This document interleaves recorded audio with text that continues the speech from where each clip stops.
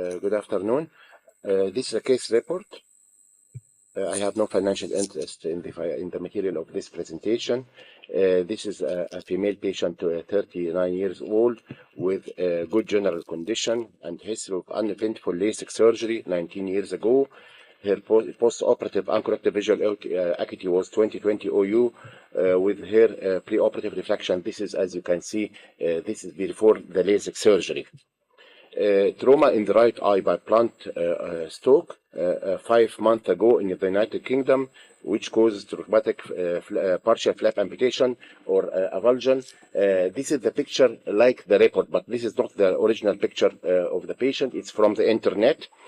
She was admitted to the emergency room. They did the hair flap amputation with bandage, contact lens application, and topical antibiotics. After 1 week, there was complete healing of the epithelium. They refused to do any further interventions because the central corneal thickness was less than 400 microns. On examination, the right eye, the visual acuity was 0.1, that corrected 0.3 with minus 3.5 cylinder and minimal superficial scarring with absent flap. This is her pentacam showing that the cornea is irregular with lower steepening, upper flattening of the previous LASIK surgery. The corneal thickness was 386. This is the problem. The left eye showing decentered ablation, but the patient was satisfied with this eye. What to do in this case? Nothing, just follow up like they told her in the United Kingdom, or to do PRK or PRK with cross-linking, or intracorneal ring segments for regularization of this irregular cornea, or deep anterior lamellar keratoplasty. Remember, the vision is 0.1, and this is the picture of the pentacam. I decided to do her PRK only, and I did the surgery with two-step transepithelial PTK 55 microns, followed by PRK topography guided using the Wavelight EX500. I don't have any financial interest. And this is the topolizer image, and this is the intended correction by the excimer laser. It was for flattening of the lower steepening and do some steepening of the upper flattening. The intended correction was minus 0.305, like the astigmatism already done subjectively. And the maximum ablation depth was about 41 microns. After the surgery, mitomycin C was applied for 40 seconds with irrigation with chilled BSS, and bandage contact lens was used with topical antibiotics and steroids as usual in post-PRK. 2 months post-operative, the visual acuity improved to 0.9, that can be corrected to 1 with clear cornea, and this is her post-operative pentacam, and this is the difference map.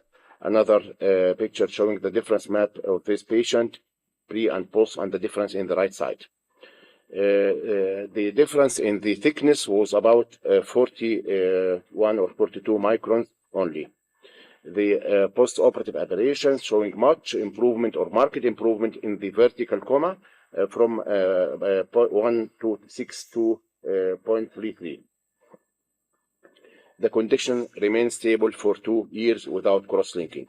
In conclusion, LASIK flap carries risk of traumatic displacement even after decades of the surgery, and the cornea can be treated even below 400 microns. Still, the limit of residual stromal thickness is controversial.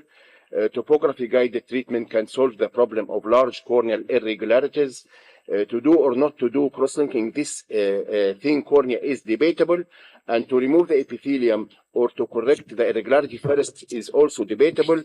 Wavefront guided treatment is another alternative, but in less aberrated corneas. Thank you very much for your attention.